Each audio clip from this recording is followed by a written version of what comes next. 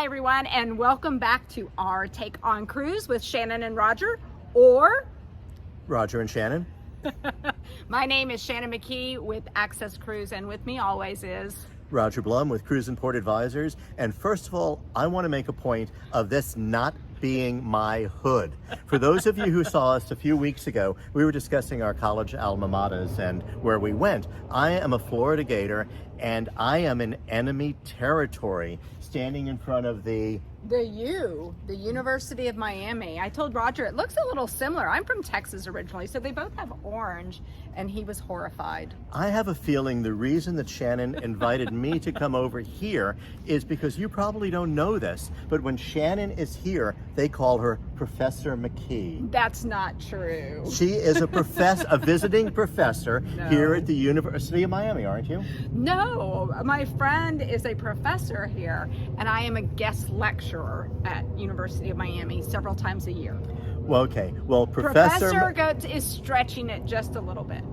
In my books, I'm going to call you Professor because you like to, what's the big word you like to use? Prognosticate. And how have your nations been going? My prognostications have been not going so hot, I have to say. You know, you and I have been prognosticating from the beginning, trying to decide when the cruise industry would resume. And we would say, 3 months, 6 months. And, you know, it took, 18 months for it to resume. But we also talked about the CDC and when they would drop the CSO. And we had great news this week. That's right. And I think that some of the things that we were prognosticating on, thank you again, is about the cruise industry and how well they've been doing as far as their COVID protocols. And we haven't even been talking about that for a while, but this week, actually very recently, the CDC has eliminated all of their guidance for cruising, which means that doesn't mean that the CDC doesn't care. Party hat. Oh yeah. That's right, you got work to do.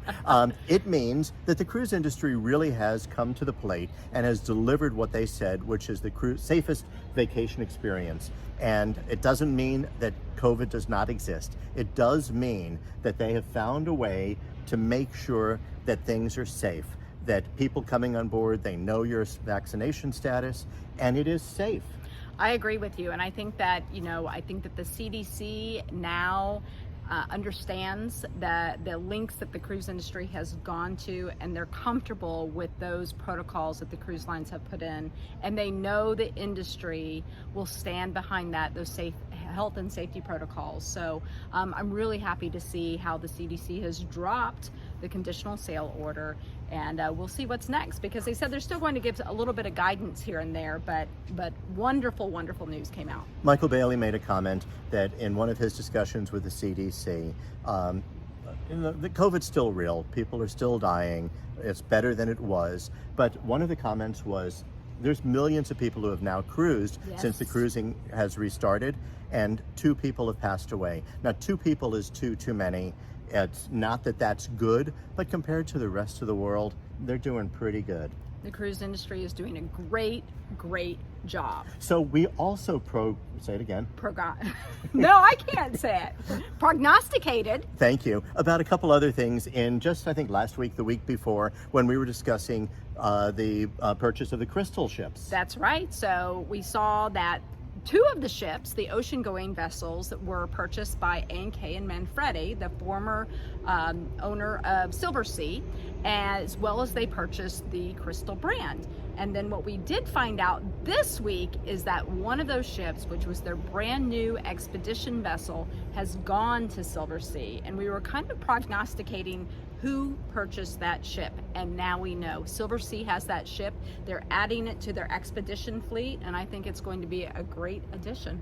Absolutely. Roberto Martinoli is just in love with the ship. He's raving about the ship, so that's great. And we also discussed about fences to mend for Crystal. And one thing that Silversea has said that they're going to do is they're going to honor the outstanding deposits that guests have. So for a Crystal guest, if they want to go ahead and book with them, they're going to honor that. And even A&K has said that even though they cannot honor any debts of Crystal, that they're going to find ways to incentivize the Crystal guests to come back and the Crystal travel advisors also to make sure that they're still on the team. And I think that's fantastic news, because what we do know is that Silversea is also another 5-star brand,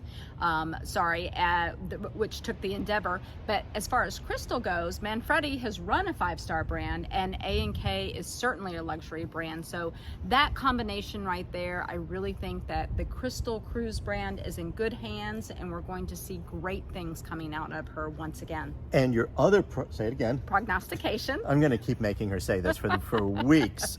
We were talking about Costa and Carnival, and how they'd moved these Costa ships over to Carnival, and that was really an indication of the strength of the North American market. And this week there was another announcement. There was another announcement. We see now that Royal Caribbean is moving a ship back to the U.S. market, which again tells us that, as you said, it's the strength of the market, because what we're hearing is that those ships that are sailing out of here, out of the U.S. and down into the Caribbean, Alaska, they're all full, which is wonderful, wonderful news. It proves the value of the cruise vacation.